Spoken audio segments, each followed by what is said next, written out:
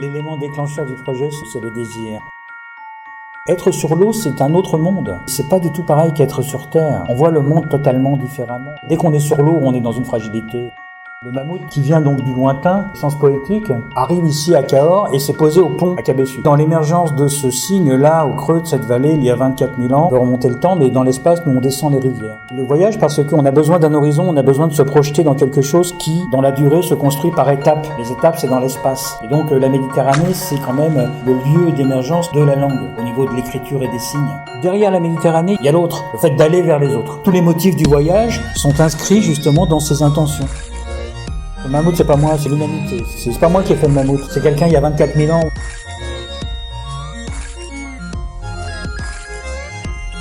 Le voyage, c'est toujours le pari de l'autre. C'est aller vers l'autre.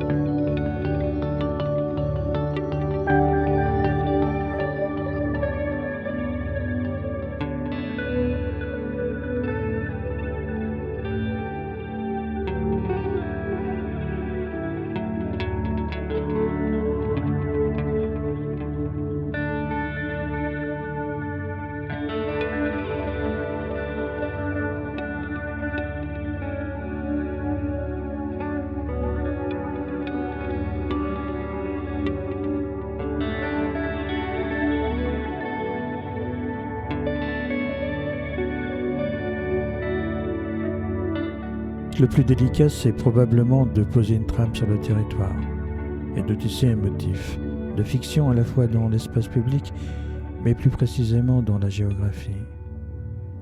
L'écriture, la littérature, le spectacle vivant ne sont que des moments du fabuleux voyage.